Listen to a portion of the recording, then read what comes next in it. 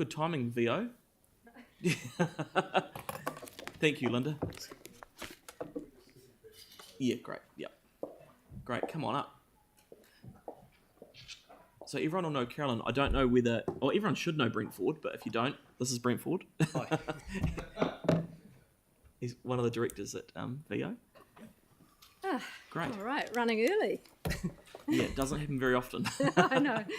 Yeah, apologies. Danny Schroeder was going to be joining us, our GM commercial, but obviously we're a little early, so he's not quite here yet, so we'll just carry on. But look, firstly, thank you. It's good to see you all. I'm sure you've been having a few marathon sessions in the last wee while, so hopefully this will be light and breezy. So look, reflecting on Q3, end of March, kind of always the way when we're here, it always feels like it's a lifetime ago, but good to look back as well as giving you a bit of a sense of looking forward as well. So just a couple of highlights around events and guests, a bit about local. So 282 events delivered across the VO portfolio of venues to end of March. Now that's just a smidge ahead of budget at 269. So tracking really well. We're just on track to deliver just under 400 events for the year. And you'll see 462,000 guests through the venues to the end of March. Again, we are beyond our 450,000 guest SOI target for the year as at the end of March. That's awesome. So we're on track to welcome about 650,000 guests at the end of the year. So again, well in excess of what we had forecast, which is awesome. Our local food procurement target again is well on track at 81% of all of our food sourced from Canterbury. And then just something we're sort of newly reporting on, which is another goal for us, which is around local engagement of suppliers and contractors. So that's sitting at 73%. Again, awesome, because all that does is create a wonderful local ecosystem when it comes to delivering events. A few highlights there. So to give you a sense of what March looked like. So March, we brought in 20% of our annual revenue in 1 month. So a few tired bodies at the end of March, to be fair, but it was awesome. And March traditionally has always been busy, but not quite that busy. So that was our biggest catering revenue month since pre-earthquake. So really exciting and shows you the real value of not only what events we're delivering across the portfolio, but also when we go outside of the venues. So Sail GP was a marquee event, not only for the city, but from a venues tautahi perspective, we did all the food and beverage for Sail GP, which was awesome. And wasn't affected actually by the lack of sailing on day one. It's good news. But yeah, so obviously you'll see some of those highlights there. Great to see the stadium in use, albeit it's it's done us a service over the years, and it's looking forward to having a bit of a rest. It certainly delivered a few awesome events, so that was cool to see, particularly that Warriors partnership, as well as seeing the Crusaders kick off their season. That's all I'll say about that. All right, so just looking at obviously the local economic impact. Now, obviously venues do 4 things locally when it comes to impact, so social, cultural, environmental and economic. And just to have a look at some of those economic impact figures. So procurement of local food and beverage delivered a direct contribution of 1.26 million to the end of the third quarter. Local engagement of suppliers and contractors, 8.77 million. And then that estimated indirect impact from visitors coming to events at our venues, 19.42 million. So you'll see 29.4 indirect economic impact for the region to the end of Q3, which is pretty awesome. You'll see that closer to 40 by the end of the year. And sustainability, obviously, like we all are on a sustainability journey, and our carbon reduction roadmap is well in train. And a couple of highlights there up to the third quarter and things that we've achieved in Q3. So our reporting framework is well established now. We're using a platform called Green Halo, which will track our carbon reduction through to our target of 2030. And you'll see some of those projects there that are underway. So energy efficient lighting replacement at the arena, that's well on track. That 85% complete actually is at the end of June, not Q3. We've also increased the ticket levy at the arena to offset particularly some of those waste disposal and collection costs, just by $1, but it does offset the costs associated with that at the arena particularly. As we've talked about a little bit, delivering on sustainability aspirations is costly, but it's important we do it. So that's just one way that we can recoup some of those costs. We'll look to extend that levy to other venues in time as well. And the design process for replacing those boilers at the arena has also commenced, so that will deliver a 39% reduction in our carbon footprint, which is awesome. But the actual implementation of that will be pushed to 26-27, and the reason for that is in order to undertake that project, we need to close the arena for 3 months. Now, at the minute, we need the arena to be open as well. And so when we have Te Kaha here, that gives us an alternate venue for any displaced events. Yeah. So, the same will be for when we replace the retractable seating that will happen in the same period.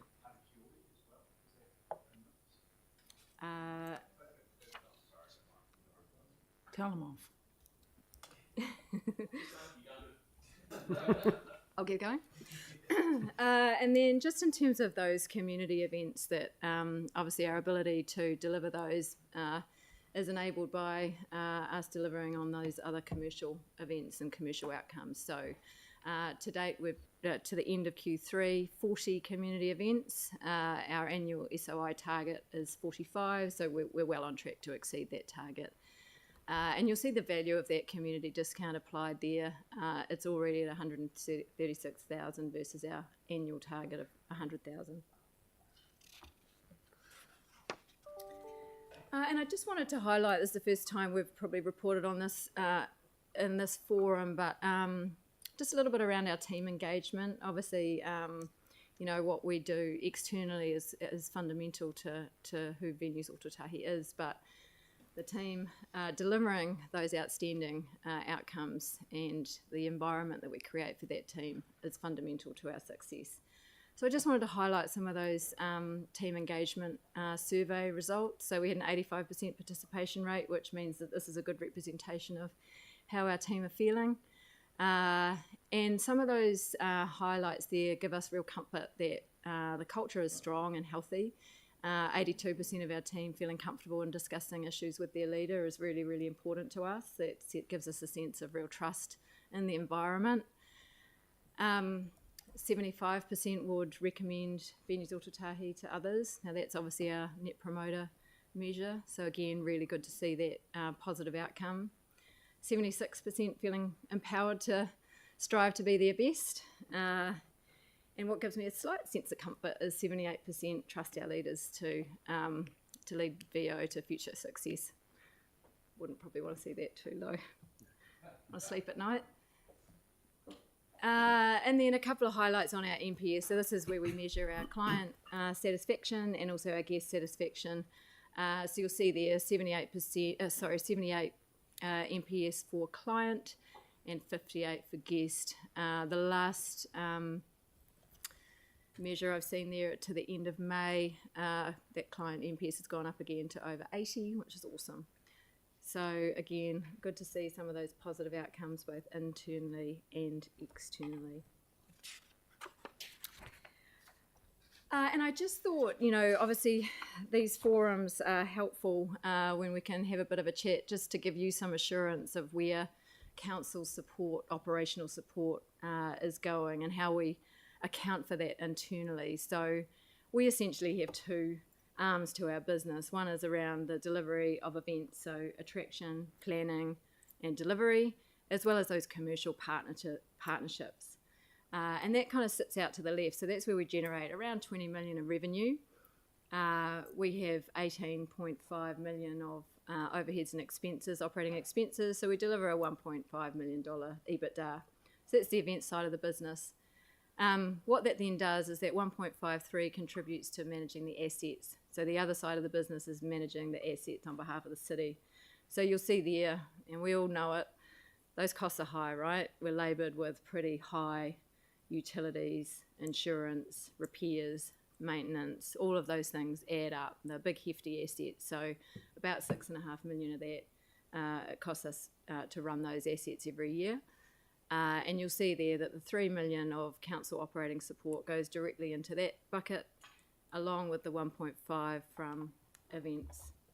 And then the subventions that come in pretty much cover the asset management side of the business.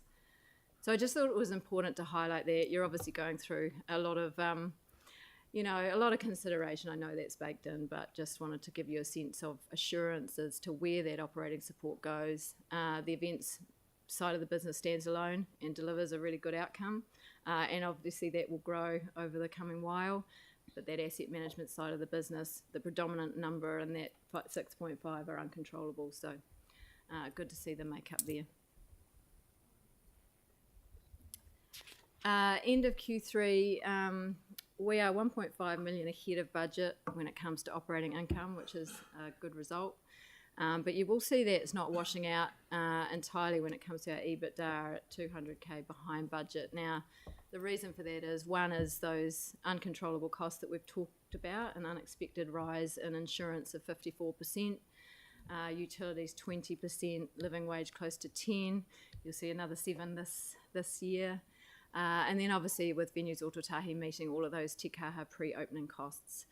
You'll understand that obviously those costs don't start when the venue opens. We're out in the market for a range of commercial partnerships, corporate hospitality, technology development, website development, resource, a lot of legal costs. So there's a lot that goes into getting ready commercially and operationally. And as I say, that work starts back here in order to be able to hit the ground running and maximise the opportunity the new venue presents in 2026. And to that end, a quick update on te kaha. So some of the things that we're working on at the minute, commercial strategy, so obviously corporate hospitality. We're not in the market yet. We will be in the market in early 2025, but the demand remains high. That waiting list for corporate suites is now over 200. So really positive when we've only got 23 suites. But there are a range of corporate hospitality options, so hopefully no one will be too disappointed. Sponsorship and commercial partnerships. So we're in the market at the minute and right at the end of a ticketing RFP. So it's a ticketing partner across all of the venues. We're the second biggest ticketing contract in the country. And as you can imagine, it's a fairly competitive environment. All of our ticketing partners, potential partners, are owned by the major promoters. So as you can imagine, ticketing and content go hand in hand. So it's a good problem to have at the minute. Crusaders, so we're working really closely with the Crusaders on our joint venture, and that's tracking really well. We're excited about what that looks like and trying something different, sharing a bit of risk, sharing a bit of reward, which is awesome. Retail tenancies, that's just the 2 empty shell and core areas in the stadium. We will be looking for venue activations as one of those initiatives to drive genuine outside of event day activation and life and heart into the precinct.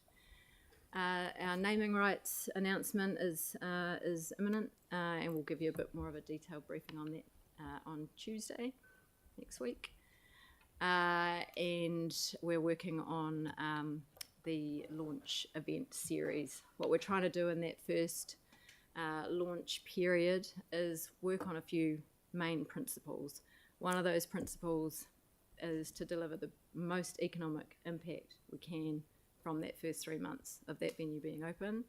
Tours is to get as many people in our community through that venue in any which way we can. They're the two things that we want to see, and we want to celebrate this, and we want to celebrate the importance of it, not only globally, but in our local context. So this is something we should all be so proud of, and we should so enjoy this thing, because we've been waiting a long time, and it's going to be an absolute game changer for this city. So 2026 can't come soon enough.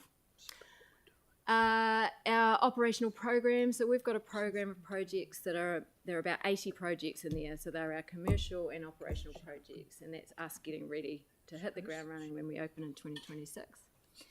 And then just one other aspect, we're looking to set up a Central City partners forum. So that'll be a business forum and a community forum, and it has two aspects. One is operational, so what we need to do around managing noise and all those other implications of having this venue open in the city.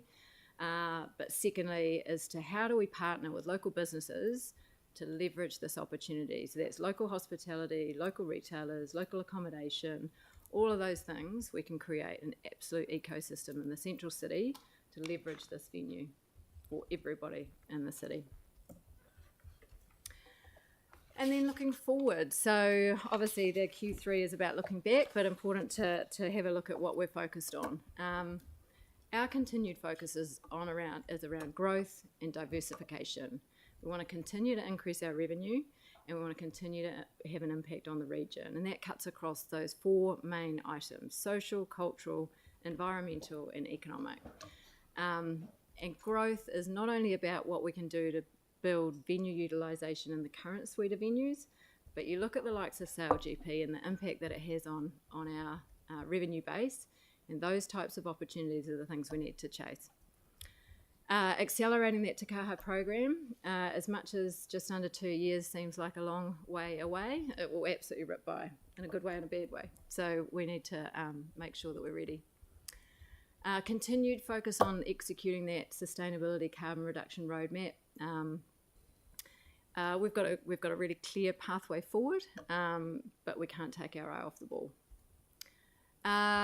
We are preparing for a really strong FY 24-25 when it comes to the event makeup, and particularly around ticketed events.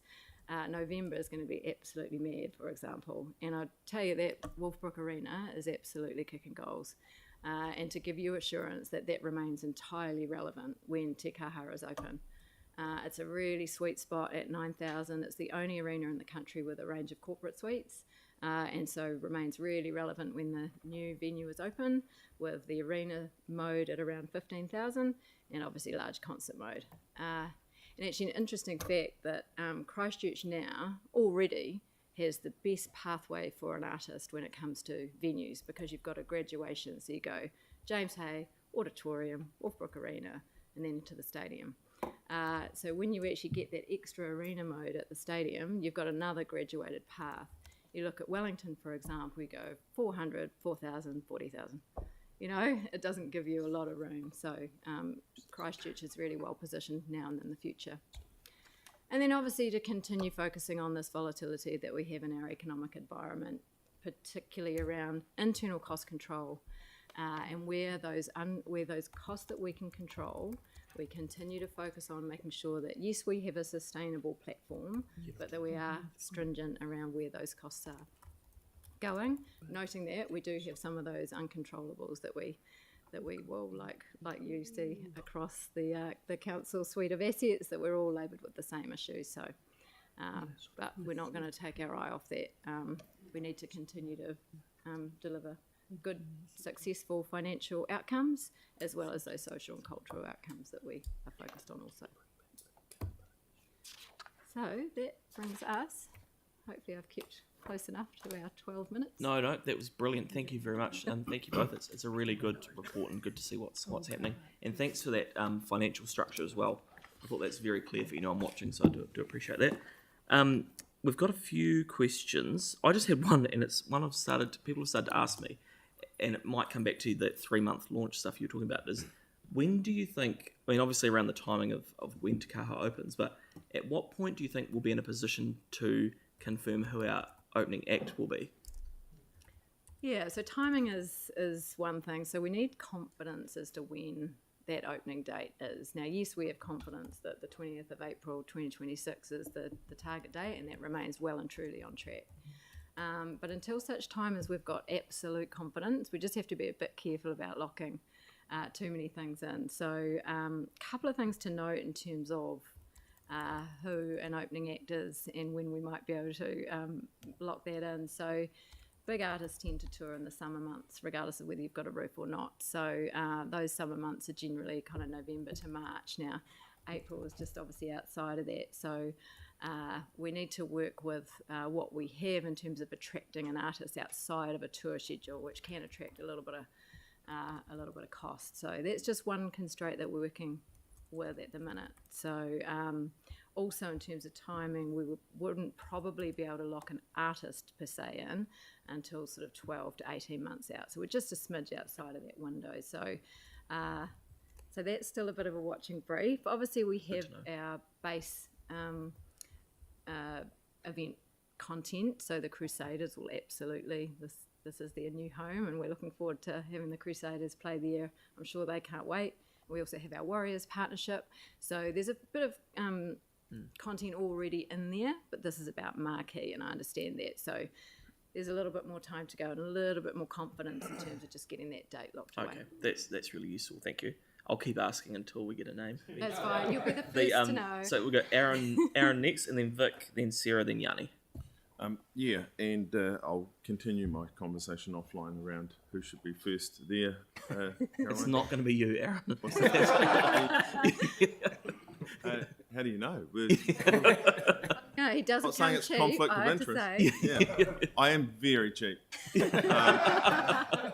If it's all about cost. So the one in your highlights of 23, you had increasing cost on tickets for being sustainable, but that in itself is almost a contradiction. But alarm bells always go off for me when we do something to be more sustainable, but it costs more money. Like recycling used to make money, now it seems to lose lots of money. And so something's wrong with the process or something. So we're putting up cost, and if it's $1 a ticket on 8,000 tickets is $8,000, which means that the ticket holders have to work collectively another 400 hours, which has an environmental impact just to pay for that offset.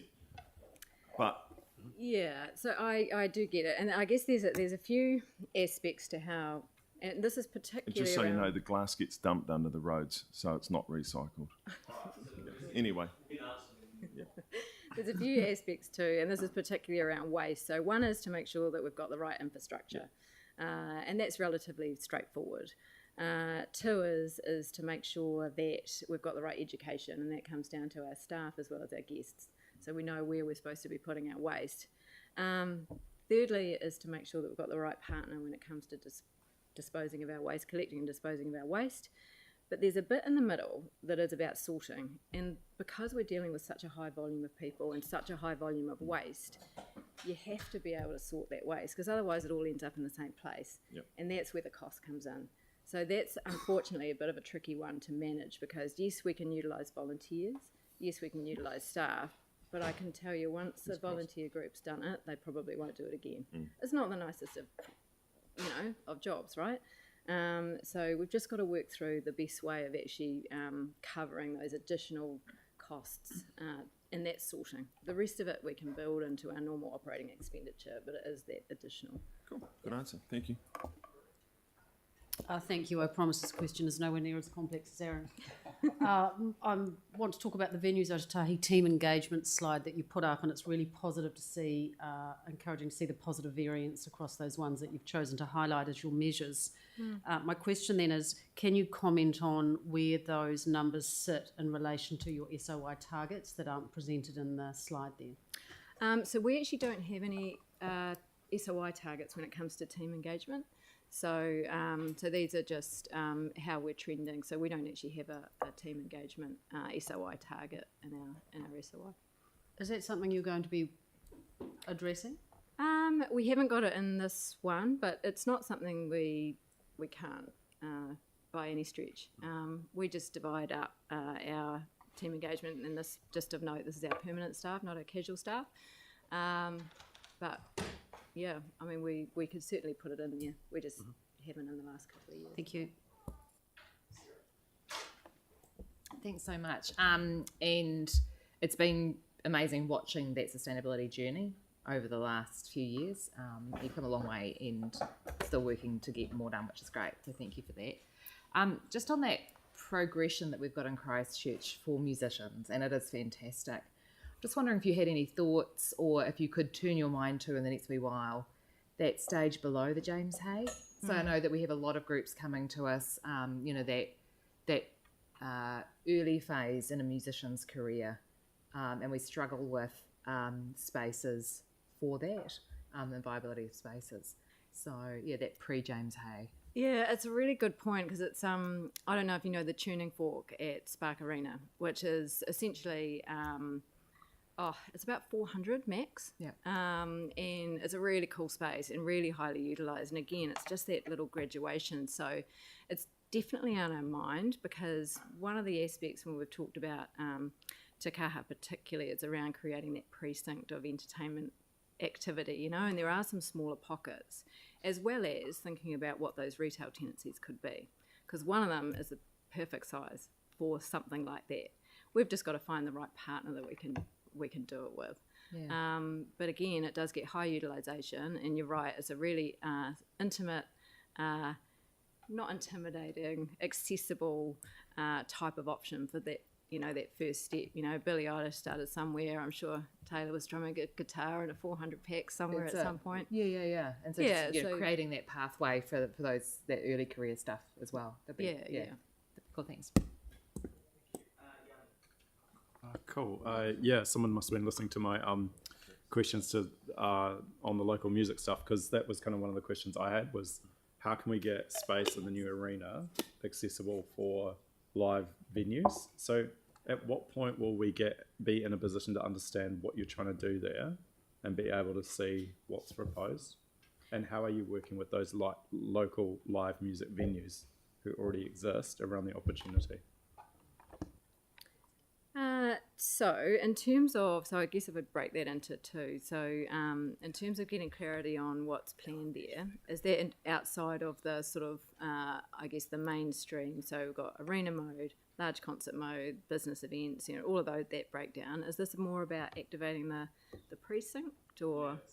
What I've always been very interested in is to understand what are going to be the things that raise revenue outside of the event, so that we've got a constant stream of using the space to raise revenue, or to just even have it activated rather than sitting dead when, because the reality is that most of the time during the year, it's not going to be used.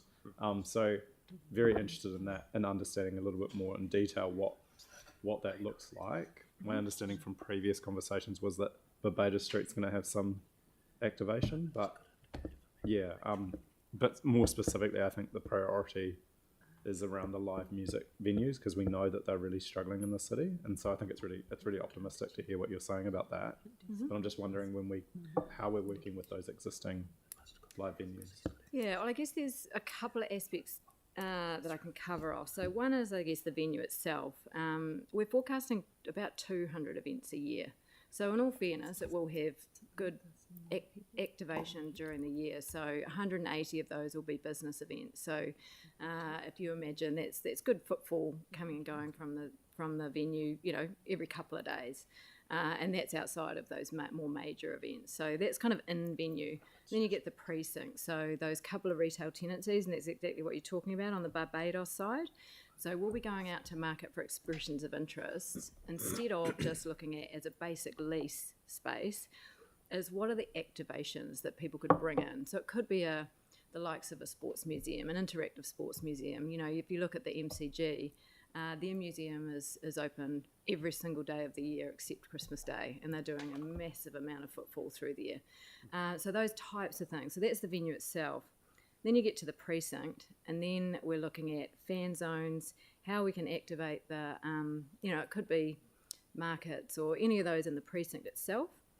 And then there's outside. So like I was talking about around retail, hospitality, accommodation. So we're developing a venue app, and what we're going to look to do is actually bring in partners. And that actually, in all fairness, because we're thinking about it as being a venues or tautahi live, could bring in some of the venues as well.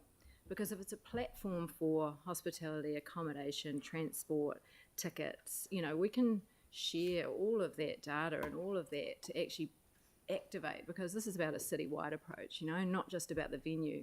The venue will do one thing, but it's actually about building up the whole city as that event capital of New Zealand, or for lack of a better word. Understand that. I'm keen to move this on. So If I could if just we can comment be- with that, is Oh, we well- want to enhance the environment, not be a disruptor, and it's about understanding that smaller venue and how they're operating, because we're all aware that they are struggling for different reasons, but it's about being an enhancement to the environment rather than being a disruptor in that ground base, and that's really important.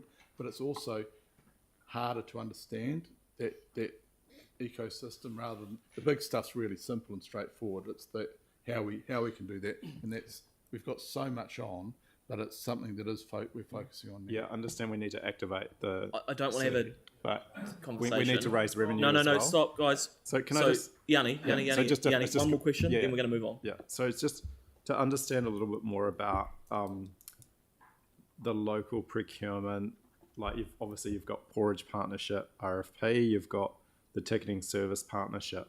I'm just trying to. I was just quite keen to understand how the stuff that we've been doing with VO in terms of the local procurement, local suppliers, in terms of both financial and sustainability, how that looks in terms of things like the porridge or things like the ticketing, and whether we've got any, what the capacity is to use more local. It's not, again, a new question around ticketing, it's something I've raised previously, but yeah, is there any ability Okay, so you've asked your question. to look at that local suppliers, and how are we doing that? Right, so in terms of local food, we remain over 80%, and that intention remains throughout when Te Kaha is here. Porridge, at the minute, we're sitting about 77% local. Now, there's nuance, obviously, with porridge, because sporting bodies, promoters more and more often now have their own partnerships, and we can't, we have to support their ability to be able to serve what they need to as well. So there's a little bit more nuance when it comes to that. The town hall sits at about 92% local porridge, so that's easy. But it's just the stadium and Hagley particularly that are a little bit more challenging. So local still remains absolute priority when it comes to porridge, but we also have to acknowledge those other commercial aspects. Ticketing, look, ticketers, there are three main players when it comes to ticketing. It wouldn't be, given the magnitude of this opportunity commercially, we couldn't go with a local. They need the right level of infrastructure. We need to be connected with the biggest promoters in the world to make sure that we maximise this opportunity for the city. So as much as, some of the expos and all of some of the smaller events that are at the town hall, for example, they can use other ticketers, because you don't want to be laboured with some of those larger costs when it comes to a smaller event or a more community type of event. But for our major ticketing, we will be going with one of the major players. Just in terms of Te Kaha, if there is a more local community event, they'll be able to use their own ticketing. Like, they won't be locked into using. I understand for the major events, but like what you've just said with the town hall. We do have some exclusions in our ticketing RFP for the likes of lifestyle events, etc. So I can't clarify exactly the threshold when it comes to the stadium, but we will have a preferred ticketer, and that will be the, I'd say 95% of the events that we deliver, they will use that, but we don't use the larger ticketers for some of the smaller events or lower cost tickets. Okay, that's great. Thank you very much. Thank you both for coming in for that. Brent, is there anything you want to add at the moment? You're good? Great. Okay, appreciate you coming in too. That's great. So Sarah's going to move that. Mark's happy to second it. All in favour? Against? That's carried. Great. Thank you very much.